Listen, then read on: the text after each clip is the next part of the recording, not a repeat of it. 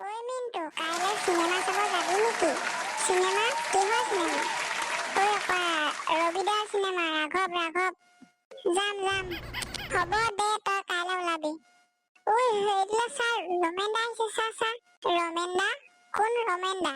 কেলে আমাৰ গাঁৱৰ যে ইমূৰৰ চাকৰি তাকৰি নোপোৱা আৰু এনি টাইম যে ইণ্টাৰভিউ দি থাকে তেওঁৰ ৰমেন দা আকৌ। মই এতিয়াহে ধৰিব পাৰিছো। ৰমেন দা সাজি কাচি কোনফালে যোৱানো? শুনি লগাটো পিছফালৰ মাত লগালেই নহয়। চহৰলৈ যাওঁ, ইণ্টাৰভিউ আছে। হেৰৌ তই আৰু ইণ্টাৰভিউ দিবলৈ। হাফ চেঞ্চুৰীটো মাৰিলেই নহয়, এতিয়া ফুল চেঞ্চুৰীটো মাৰ সোনকালে।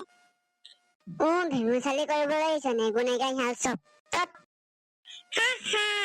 বাকী যি কি নহওক এইবাৰো শুভেচ্ছা থাকিল। আচ্ছা, স্বাধীন ভাৰতৰ প্ৰথম প্ৰধানমন্ত্ৰী কোন আছিল? ছাৰ জৱাহৰলাল নেহেৰু। নাগাচাকি আৰু হিৰোশ্বিমা চহৰখন ক'ত অৱস্থিত? জাপানত। আচ্ছা, ভাৰতবৰ্ষই স্বাধীনতা কেতিয়া লাভ কৰিছিল? 1857 চনৰ চিপাহী বিদ্ৰোহৰ পৰা প্ৰচেষ্টা চলিছিল আৰু 1947 চনৰ 15 আগষ্টতহে সফলতা লাভ কৰে। গুড। আচ্ছা, আপুনি মংগল গ্ৰহত প্ৰাণী থকাটো বিশ্বাস কৰেনে? হয়, বিজ্ঞানীসকলে তাকে ভাবিছে, কিন্তু এতিয়াও পৰীক্ষা নিৰীক্ষা চলি আছে। আহিছো অকে, ছাৰ। ঠিক আছে যোৱা। অলপমান শুনকচোন। কওকচোন বা আপোনাৰ কি আছিলে? শুনকচোন, আপোনাৰ ইণ্টাৰভিউ কেনেকুৱা হৈছে বাৰু? ভাল হৈছে, মই গোটেই কেইটা প্ৰশ্নৰে শুদ্ধ উত্তৰ দিছো। ভাল হৈছে? দয়া কৰি প্ৰশ্নৰ উত্তৰকেইটা ক'ব নেকি?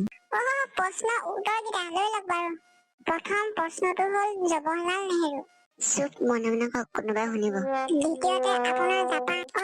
এহেঁতি মানে প্ৰশ্ন সুধাসুধিহে কৰি আছে। বাৰু ইণ্টাৰভিউ ভালকে দিব। বাই। মজা উত্তৰ কেইটা পাই গলো। ৰমেন দাস আহিব লাগে। এতিয়া মই ইণ্টাৰভিউ ৰুমলৈ যাওঁ। আচ্ছা, আপোনাৰ নাম? জৱাহৰলাল নেহেৰু। আপোনাৰ ঘৰ ক'তহে? জাপানত।